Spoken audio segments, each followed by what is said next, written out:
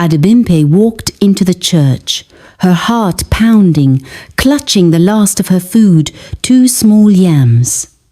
The congregation fell silent as Pastor Thomas sneered, mocking her pitiful offering. Is this all you bring to the house of God? 2 miserable yams. And the crowd burst into cruel laughter. Her son stumbled, the yams crashing to the floor. Humiliated, Adimpe turned to leave. 2 hours later, she met her death. But to understand how we got here, we must go back to where it all began. A poor young widow. One morning, she was walking to the market to buy food with the little money she had. On her way, she met her neighbor, Mrs. Kemi. Good morning, Mrs. Kemi.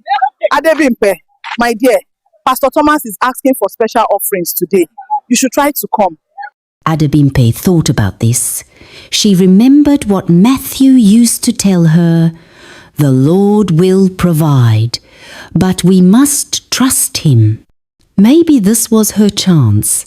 Maybe if she gave something to God, He would help her family. She decided she would give what she could, even though she had almost nothing. When Adimpe got home, she went to her small garden behind the house. There she found her last 2 yams. These were not just any yams, they were her seed yams. She was supposed to plant them next season to grow food for her family. Without these yams, they would have nothing to plant and nothing to eat later. But Adimpe felt something in her heart, telling her to give them to God. "These are all I have left," she said to herself, picking up the yams carefully. She cleaned off the dirt and held them close to her chest. But Matthew always said we should trust God. She called her children. "We are going to church today." "Why, Mama?" Samuel asked. "We are going to give an offering to God. Maybe He will help us." When they arrived at the church, it was packed with people. Everyone had come to give their offerings. Adimpe looked around and saw people carrying money, jewelry, and expensive gifts. Her heart sank. Her 2 small yams looked so tiny compared to what others brought. But she remembered Matthew's words about faith. She walked quietly to the front of the church with her children following behind her. She planned to place her yams on the altar where everyone put their offerings. This felt like an important moment to her. This was her way of showing God that she trusted Him. She hoped He would see her heart and know that she was giving everything she had. Just as Adimpe was about to put her yams on the altar, Pastor Thomas walked over to her. His face looked angry and his voice was harsh. "What is this?" he said loudly, pointing at her yams. Adimpe looked up at him, feeling nervous. "These are my last 2 yams, Pastor. I am giving them to God." Pastor Thomas shook his head like he could not believe what he was seeing. "This is what you bring to God? 2 small yams? How do you expect God to bless you with so little?" His voice got louder. "Do you think God wants your leftovers? Do you think this makes Him happy?" Adimpe felt hurt, but she tried to explain. "Pastor, I don't have much, but I trust that God will understand. These yams are—" "If this is all you have, then you are a fool," Pastor Thomas shouted. "Leave this place." Adimpe felt like someone had hit her in the chest. She had given everything she had. She tried to speak again. "I don't have much, Pastor, but I believe God will understand." But Pastor Thomas was not listening. He raised his voice so loud that everyone in the church could hear. The people started whispering to each other. "This is not enough," he yelled. "If you want God's blessings, you must give more. God wants offerings that show real faith. This is not faith, this is foolishness." Adimpe's face became hot with shame. She looked around at all the people staring at her. Some of them were nodding, agreeing with the pastor. Others were whispering and looking at her like she had done something wrong. Tears started to fill Adimpe's eyes, but she did not want to cry in front of everyone. She had given everything, and now people were laughing at her. Her children stood beside her, confused and scared. They did not understand why their mother was being treated so badly. Pastor Thomas was not finished. He raised his hand high and spoke even louder to the whole church. "Look at this woman," he shouted. "She thinks God will bless her with so little. She is wrong. God blesses people who give generously. If she really trusted God, she would give more. But instead, she brings these pathetic yams." The crowd started talking louder. Adimpe felt pain in her chest. She had come to church hoping for help and support. Instead, she was being mocked and humiliated. Her voice shook as she tried to speak. "I don't have anything else. These yams are all I have. I trust that God will take care of us." But Pastor Thomas turned away from her, waving his hand like she was bothering him. "Leave this place," he said coldly. "You have nothing to offer." Adimpe felt like the world was falling down around her. She took her children's hands and started walking toward the door. Everyone in the church was looking at her. She could hear them whispering and judging her. But she held her head up. She knew she had done what she believed was right. She had offered her last to God. As they walked out of the church, Adimpe's heart felt so heavy. She had trusted God and came to his house for help. But instead, she felt rejected and alone. Her children held her hands tightly. They could feel that their mother was very upset. Outside the church, the sun was shining bright, but Adimpe could not feel any warmth. She started walking down the street with her children, but her legs felt weak and shaky. What had just happened in the church was too much for her to handle. As they tried to cross the street, Adimpe's vision became blurry. She felt dizzy and stumbled. She could not see clearly anymore. Suddenly, a truck came speeding around the corner. The driver saw her and honked his horn loudly, but it was too late. "Mama!" her children screamed. The truck hit Adimpe with a terrible sound. Her body was thrown to the ground. The truck stopped with a loud screech. The driver jumped out, but he could see right away that it was too late. Adimpe was already gone. Adimpe had not always been alone. She had not always been poor and desperate. There was a time when she was happy, when she had hope, when she believed the future would be bright. It all started years ago, in better times, when Adimpe lived with her husband Matthew. Matthew was a good man. He was kind and strong. He loved Adimpe and their 3 children more than anything in the world. Together, they built a simple but happy life in their small village. Their house was not big or fancy, but it was filled with love. You could always hear laughter coming from inside. The children would play in the yard while Matthew worked in his carpenter shop. Adimpe would sing while she cooked meals for the family. Matthew made furniture and fixed things for people in the village. He was known as an honest man who did good work. People trusted him. Adimpe helped him however she could. She would sew his work clothes and make sure he had food to eat during his long days in the workshop. "We don't have much money," Matthew would tell Adimpe at night. "But we have each other. We have our children. That's more than enough." "Yes," Adimpe would agree. "We are rich in the things that matter most." Matthew was a man who believed in God. He would often remind his family that God would always take care of them. Even when things get hard, he would say, God will provide. We just need to trust Him. Adimpe learned to believe this too. Matthew taught her that faith was important, especially when life became difficult. But one afternoon, everything changed forever.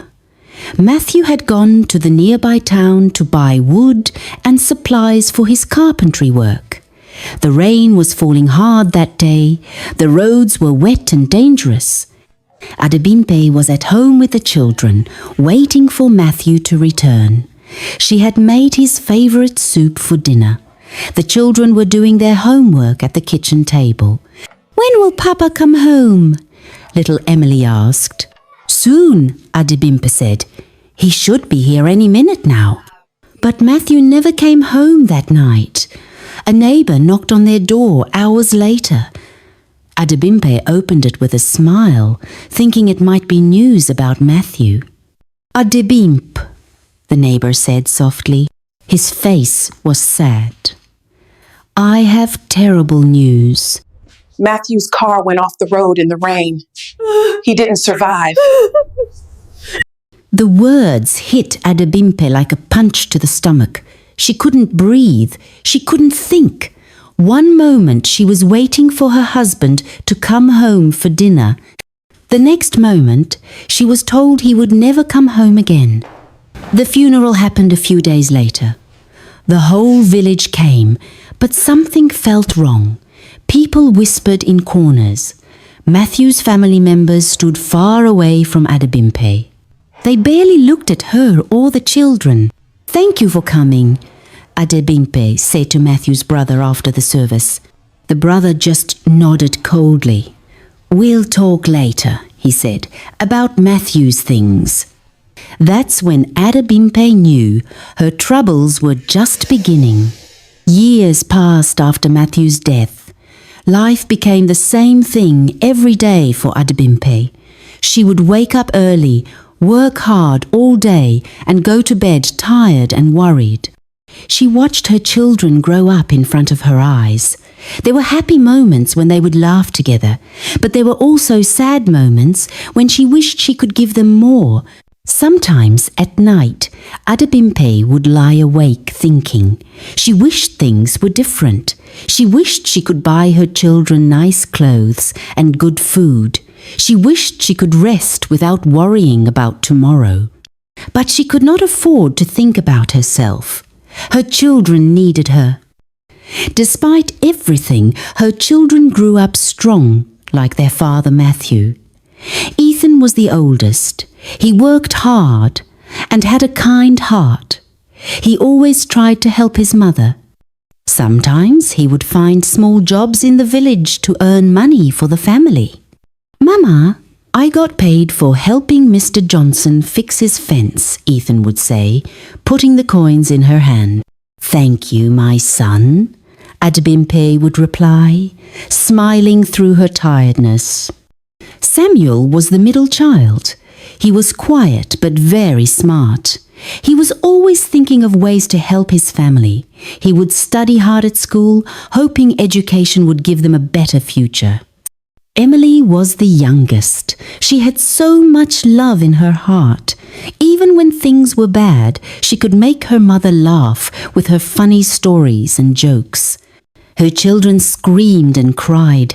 People from the village ran over to see what had happened. Some people started crying. Others just stood there watching in shock.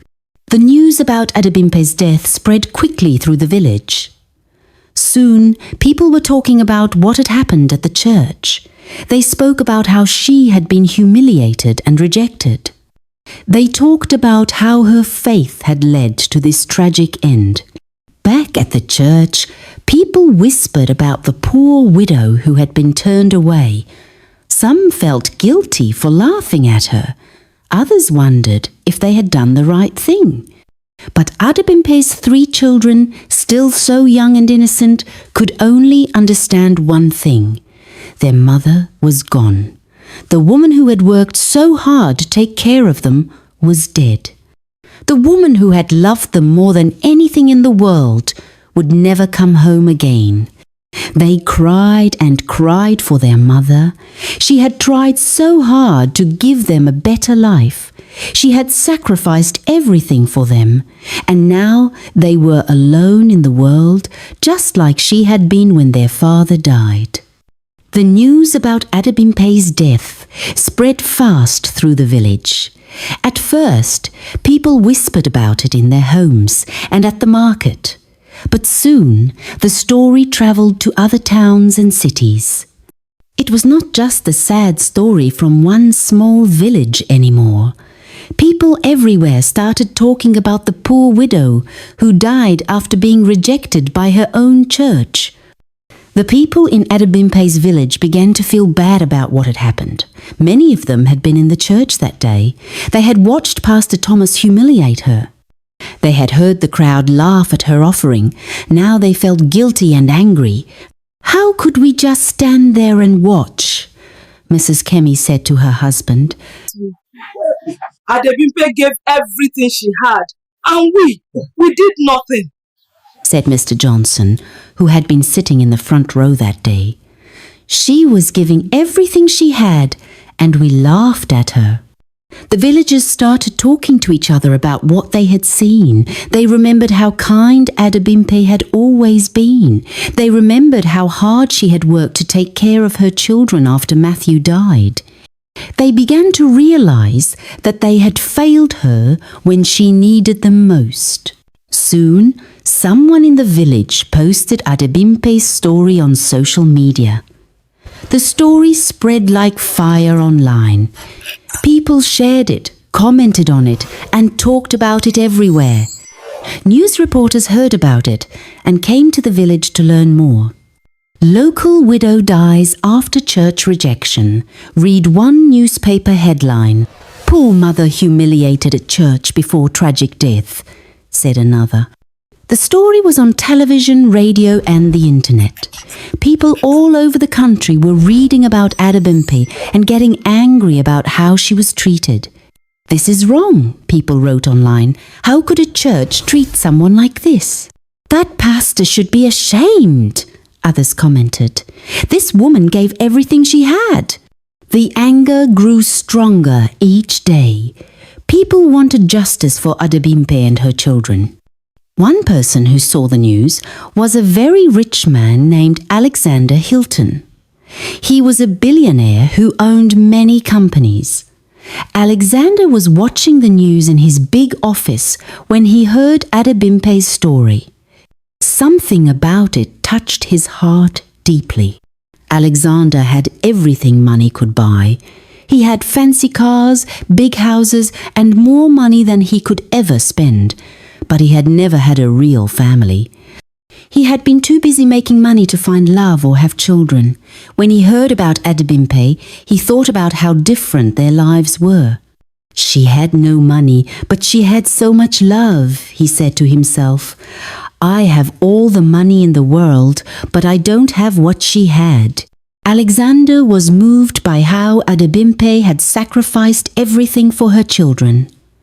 He wanted to be like her, someone who cared more about others than about money. The next day, Alexander called his assistant. "I want to help those children," he said. "Find out how I can take care of them." Alexander drove to the village to meet Adimpe's children. When he saw them, his heart broke. They were so young and looked so lost without their mother. "Hello, children," Alexander said gently. "My name is Alexander. I heard about your mother and I want to help you." Ethan, the oldest, looked suspicious. "Why do you want to help us? You don't even know us." "Your mother was a very special person," Alexander replied. "She gave everything for you. I want to make sure you get everything you need. School, food, a safe place to live, and love." Samuel and Emily looked at their big brother, waiting to see what he would say. "We don't want charity," Ethan said proudly, just like his father would have.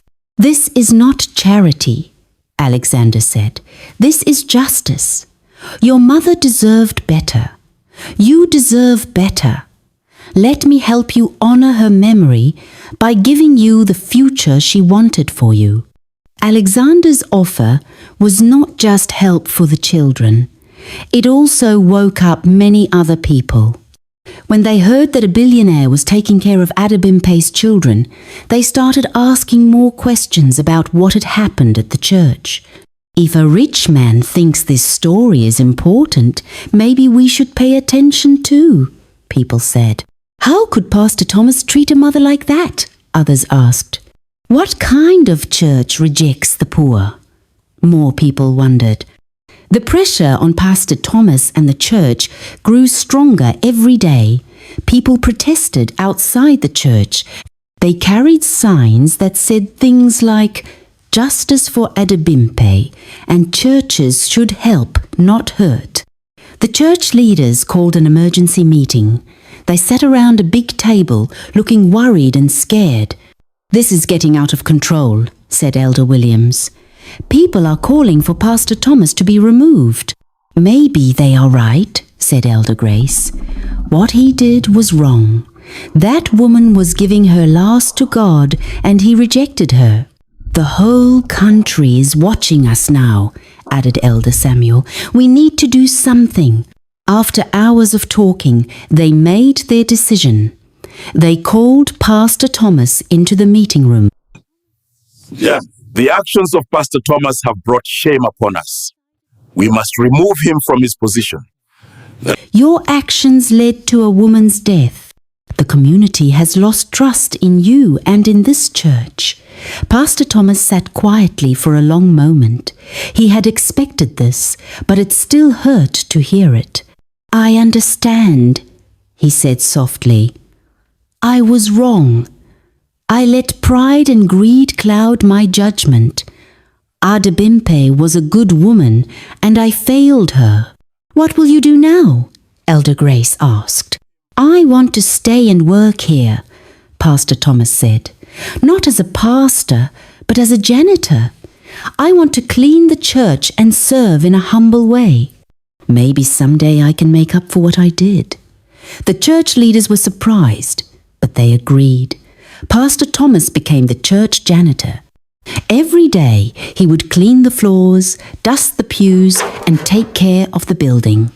As he worked, he thought about Adimpe and what he had done to her. When he swept near the altar where she had tried to place her yams, he would remember her face. When he cleaned the pews where people had laughed at her, he felt ashamed. When he looked at the door where she had walked out for the last time, his heart would hurt.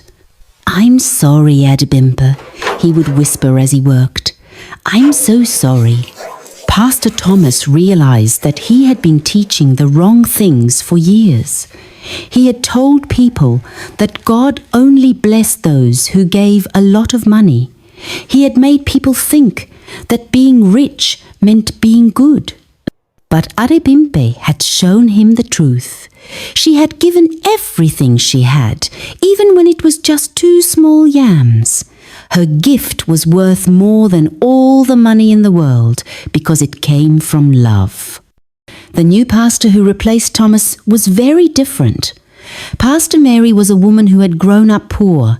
She understood what it meant to struggle. Her first sermon was about Adimpe. "This church failed a good woman," Pastor Mary said from the pulpit. "We turned away someone who needed us most. We must never let this happen again." She looked out at the congregation. Many of the same people who had laughed at Adimpe were sitting there, looking ashamed.